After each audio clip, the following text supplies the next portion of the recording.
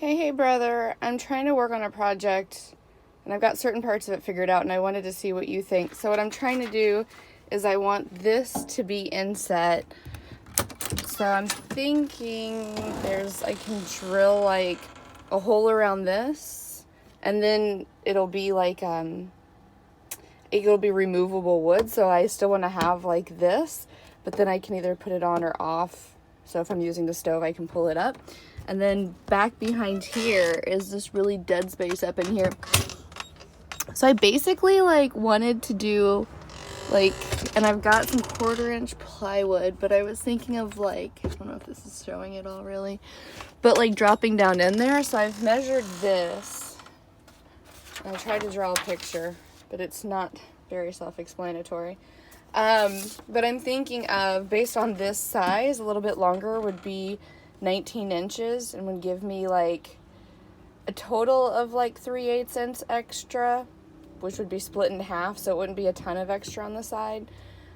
This is a 1/2 inch, so I'm thinking of like cutting 19 inches by 13 inches, and so then I guess like the inset would also need to be 9 by 13 inches for it to dip down in there. I'm not quite sure how to cut this though, so that when I put it back in, it stays kind of flush with this piece of wood instead of just like falling on top of this, which will be a little bit further down. So that would be a weird thing, and I don't think that'd be stable. So I'm not quite for sure how to make this like a nice little removable tabletop and stay flush. But yeah, so what do you think about that? Like, do you think it's easiest for me to just go in here and like build another little 4 pieces? I mean, like another 4 pieces of wood to stick up in here, and I can make it like a little box. Then the other thing is right now it hooks up to these little green propane bottles, and I'm fine. I can't find one now. And I'm fine to do this for now. And then maybe later we could hook it up to the actual propane tank. But yeah, this would be the first step. So this is, kind of is on the side that it is. I'd like to flip it around, but this isn't really flippable. These are the switches to turn it on. So I'm thinking for now, maybe I'll just, so that's the other thing, is if I have a little wall down in here, how do I have, like, should I do a hole for it? But I don't really have a way to make a hole. I have a circular saw and a jigsaw I can use. And there are these 2 little beams up in here because there's 2 pieces of wood on top that keeps it attached. And this one is on the safe side, which is kind of why it's got only 3/8 inch total extra on the side, so I can leave this one alone.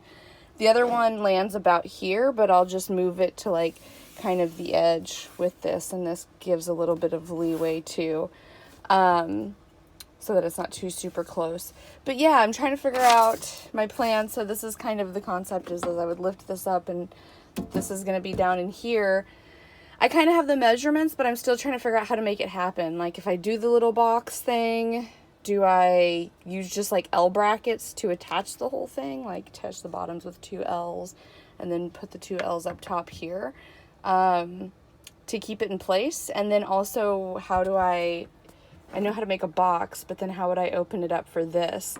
I guess technically I could maybe use some of the existing walls, but that would be just extra space, and I think this would end up rolling around because it's still a little bit a ways from the back, which is what I wanted, so the heat can kind of come closer up.